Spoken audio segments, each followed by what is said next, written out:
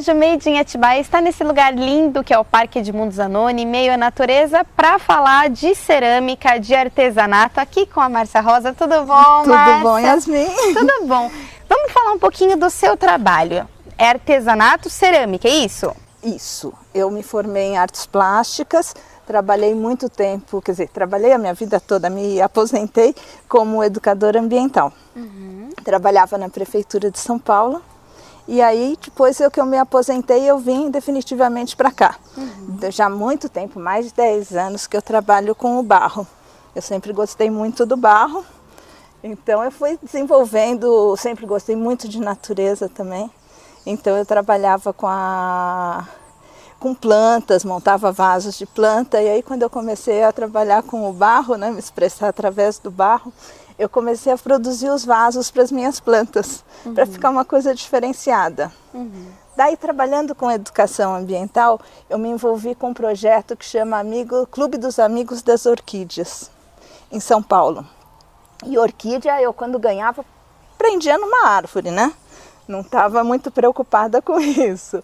E aí, aos poucos, eu fui conhecendo as orquídeas e entendendo como que elas se adaptam aos diferentes vasos, como que você lida, você cuida de uma orquídea. Pega aquele vasinho para mim. Isso. Então aí eu comecei a produzir em cerâmica os meus vasos de acordo com uma espécie de orquídea. Os vasos em cerâmica para orquídeas e suculentas podem ser colocados em diversos cenários e às vezes se confundem com a própria paisagem. O charme e a beleza das flores ficam bem no jardim, nas próprias árvores e servem de decoração em qualquer lugar. Afinal, arte e natureza fazem uma combinação perfeita.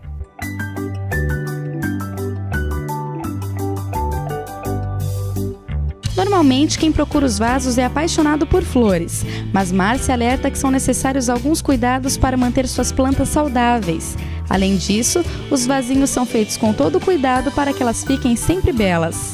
Quem já compra o vaso com a planta, esse vasinho aqui, ele tem os vasos de orquídea, ele é obrigado a ter furos, tá vendo?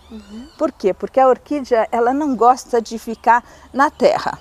Ela está sempre em casquinha de árvore, a gente chama de substrato, carvão picado, né? Elas gostam de viver num ambiente com as raízes arejadas. Então você não pode acumular terra, nem tapar tudo com terra, nem acumular água, nem sufocar ela com terra, porque vai apodrecer. Tá? Então quando você compra um vasinho, você vai molhar. Você viu que está seco? Você molha. Molhou, encheu de água, você faz assim e vira. Esses buraquinhos são exatamente para sair todo o excesso de água. E você não faz só para orquídea, né? Não, eu não faço só para orquídea, eu faço para suculentas também. Agora, também. No caso das orquídeas, o cuidado é esse, é sempre molhar quando você vê que está seco.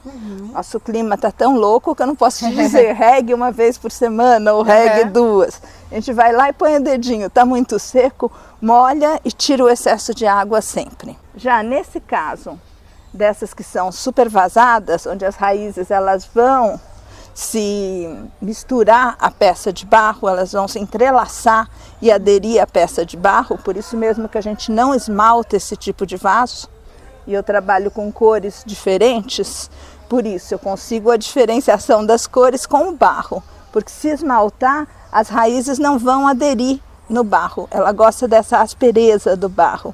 Por quê? Porque ela adere à casca das árvores na natureza. Então aqui ela vai aderir ao barro e se fixar, porque a orquídea gosta de estar bem presinha, bem fixa no local. Além de produzir diferentes modelos de vasos para plantas, Márcia Rosa se encantou também com outra forma de fazer arte com barro, o haku, um inusitado método de queima de cerâmica.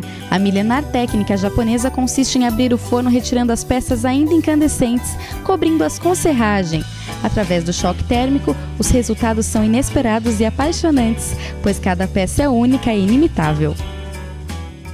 Dependendo do tipo, da quantidade de serragem, do vento, da umidade, você consegue efeitos diferentes na peça.